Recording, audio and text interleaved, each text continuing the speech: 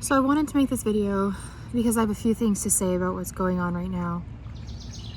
But before I say those things, I wanted to give you kind of a quick little background about who I am and how I was raised.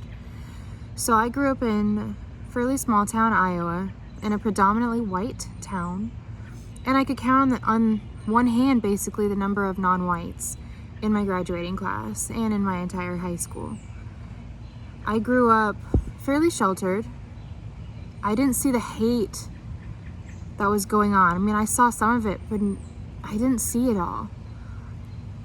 And it breaks my heart now knowing the kind of hate that so many other kids had to go through every single day just to live.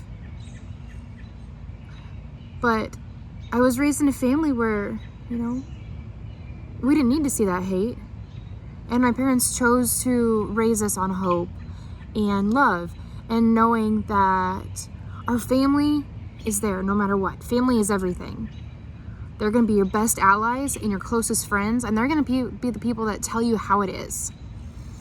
When I decided that I was going to go to Drake University in kind of a sketchy part of town, my parents kind of told me how it is. They were worried about me. But I still went. It was something I needed to do. I needed to get out of this town, and I needed to try to be on my own. And I went there for 2 years. And there were very few times that I ever felt threatened. And I walked across that campus, 1 o'clock in the morning, oftentimes by myself. Actually, most of the time by myself. I was walking around on my own. And even though I am a fairly naive white female, I didn't have that many issues. That was in 2008 when I moved out and when I went to college. I kind of realized I didn't mind living here. Got comfortable, worked on my degree, switched colleges, the usual. And in 2011, I walked into a white country bar expecting to, meet a white countryman that maybe I'd marry someday. Little did I know that I was gonna walk out of there meeting, the love of my life and meeting the father of my future children. But what threw me for a loop was I was just introduced in a white country bar to this really awesome African American man. And it blew my mind because I never envisioned that for myself. And, nothing against anybody. It's just, I wasn't around it. So I never thought that that's how I would end up. But I walked out of this bar and I went home to my best friend and I was like, dang, I met this awesome guy and I really like him. And he's like, yeah, that's awesome. I could not stop talking about this man. Then, things got a little bit more serious and I realized I probably should introduce him to my family, and I was a little worried at first, But everything went great with my immediate family. And then it came time to, dang, I have to introduce him to the rest of my family, my extended family. And not gonna lie, I was terrified. I didn't know how things were gonna go down. But he was pretty well embraced in our family. And in 2015, we got married. It's a pretty awesome day. And we've been together that long. And the very few times that I've ever felt threatened, it was never because of my skin color. So I want to make sure I say that. It was usually because I was walking on my own. Or, I was just not in a very good part of town. But I never ever once felt threatened because of my skin color. As I got to know my husband over the last couple years, we've had more and more and more in-depth conversations, and he's told me some of his experiences, and it blew my mind to know what was his normal. The fact that his normal was to be watching over his shoulder and whenever we passed a cop car and their lights came on, or just something clicked, you could see him get tense. And I was like, that's crazy. Why is it like that? You know, these people are there to protect us. They're there to protect the community and make sure that nobody gets hurt. So why is my husband, this amazing man, getting tense around cops and around other people? Like, I don't understand it, because he's this amazing man. I can't stress that enough. One day we got pulled over. This was when we were dating. We weren't even married yet. But one day, my husband was driving and I was in the passenger seat. And we get pulled over, and I see the cop kind of walk up behind us. And I see the cop before he sees me. So he starts talking to my husband in this really kind of gruff tone, and just kind of just not very nice about it. You know, you could just hear it in his tone. You could see it in his body language. He was very tense, and he was just approaching it like he thought there was going to be an issue. And then it was crazy, because I saw that cop bend down to grab my husband's driver's license. And he looked over and he saw me in the passenger seat, and everything changed. His demeanor changed. His body language completely changed. The tone of his voice changed. All of a sudden, he's being pleasant. He's being nice. And that was the first time that I ever witnessed racial injustice. I glimpsed it. I know it was nowhere near what other people have seen, but I glimpsed it for the very first time. And for the very first time, I was able to really open my eyes to the stories that my husband had told me. The bullying that he had endured, the racism that he had been given and thrown at, the things that my husband had to go through. It never occurred to me that that stuff was going on for no reason. And it blew my mind. It opened my eyes up to this whole other world that I didn't see. In 2015, we got married. And in 2018, we were blessed with the most perfect little boy that anybody could have imagined. And it's interesting to me, and it's kind of crazy to me, because I never thought of it until now, and until going through this, and until after meeting my husband, that my son was never going to quite look like me. And especially as he's gotten older and his skin has gotten darker, my son was never going to truly look like me. He might have some of the same facial expressions, but in the end, he looks like his daddy. And he's going to be two. He's going to be two soon.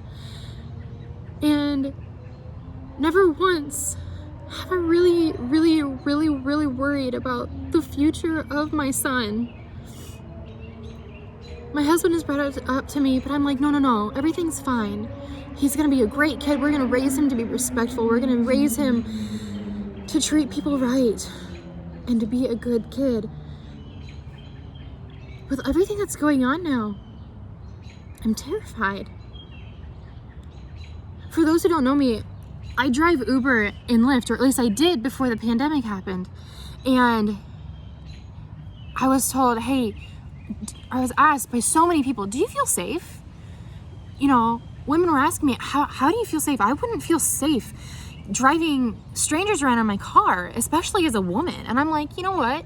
I carry some pepper spray over here, but I've never had to use it. I've never really felt threatened. I can count literally twice in the multiple years that I've been driving Uber and Lyft that I've ever felt threatened. And only one of those times was it the passenger in my car. And I can't even tell you how many people have been in and out of my car, but just once.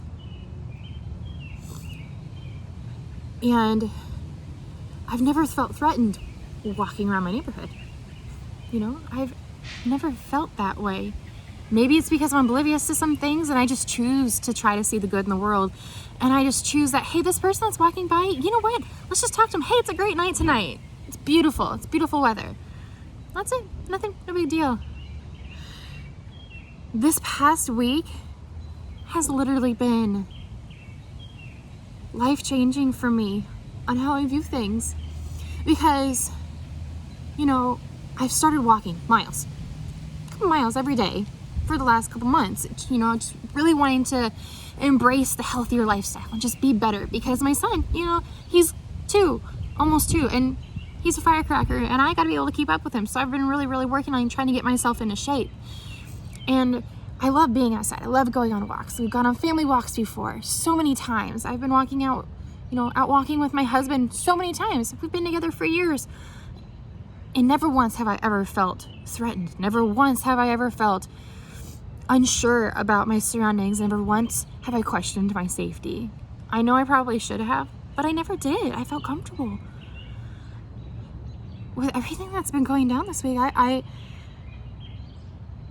only felt threatened a few times. In my entire adult career, I can only say on probably one hand the number of times that I've ever felt threatened by my surroundings. And this week, everything kind of changed because we were going on a walk as a family, all three of us, and cars are driving by, and I realized that I was terrified. That I felt like I had to put on a show even more. I had to really step up the act and act super happy, because I didn't want this car that was driving by thinking that there was this black man threatening me. And I realized I was terrified because we're an interracial couple. My husband is a black man and my son is a biracial child. And I've never felt threatened because of that, but this week I felt nervous.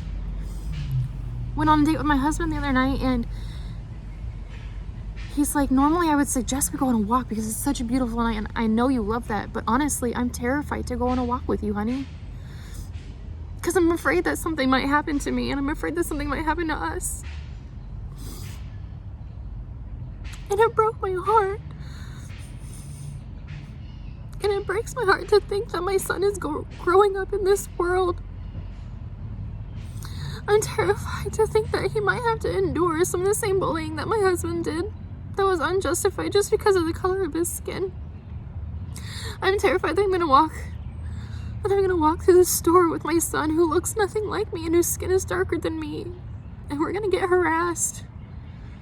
That I'm gonna get harassed because I've got this kid, you know, crying because I probably took something like a toy away, but I'm afraid that somebody's gonna think he's not my child because he doesn't look like me. I'm afraid that my son is gonna go bird watching with his grandpa and someone's gonna hurt him because he's black and he's just out there having fun with his grandpa. I'm afraid that my son is maybe gonna choose to save lives someday, because I hope that he will find a drive to make a difference in the world. I'm afraid that maybe if he decides to become a first responder like his other grandpa, that he'll try to be first on the scene, but you know, somebody might mistake him for the one who did the hurting that caused the cops to be there in the first place. And that someone's gonna hurt him without him being able to say, hey, I'm just here to help. I'm afraid that my son's gonna be able to, I'm afraid that my son's not gonna be able to step in and to help somebody who might be in trouble because they might feel even more threatened by his presence. I'm afraid that one day my baby's not gonna come home. And my husband is not gonna come home. Because all they were doing was just walking on the sidewalk. It scares the hell out of me every day.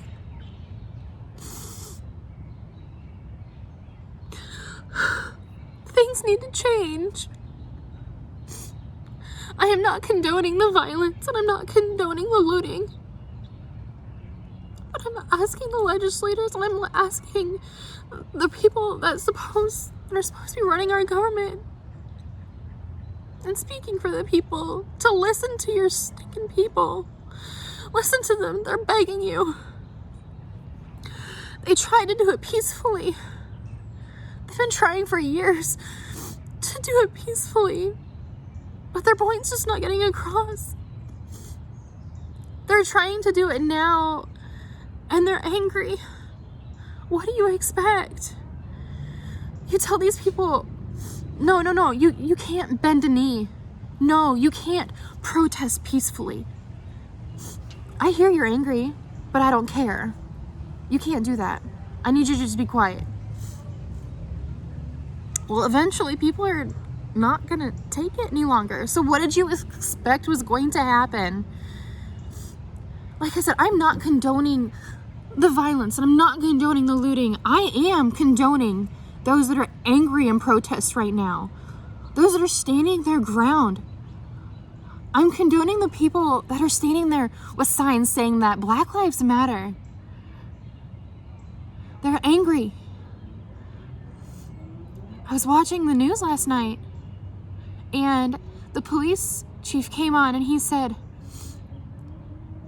these people are angry, and if they want to just stand there and yell at us and be angry, that's fine. We're going to stand there and we're going to let them be angry. But we're not going to tolerate the rock throwing. We're not going to tolerate the violence. And he was saying that, the couple hundred people that are out there protesting, there's just this tiny little group of people that think it's okay to go destroy our city. And the kicker is that most of those people are not from our city. So they have no right to be here destroying our city. So I'm asking everybody, don't stand for injustice anymore. Stand up and speak your mind. Make sure that everybody that doesn't have a voice has one through you. I am going to stand here and I'm going to say that, yeah, I have white privilege and I'm not really offended by that. I'm going to use it and I'm going to say, you know what? My husband wouldn't be able to be out there because he'd probably get himself shot. But dang, I'm going to be out there. I'm going to say that this matters. My husband's life matters. My son's life matters. I worry about everybody.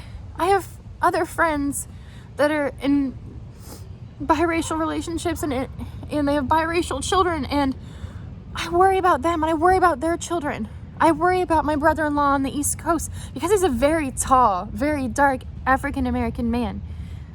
But the little bit that I've gotten to know about him, he's a pretty great guy. He's pretty stinking funny, and he probably wouldn't hurt a fly. But just where he is, I worry about him. So I'm going to talk to everybody, to the cops out there that are defending those who can't defend themselves. Thank you. And just keep doing it.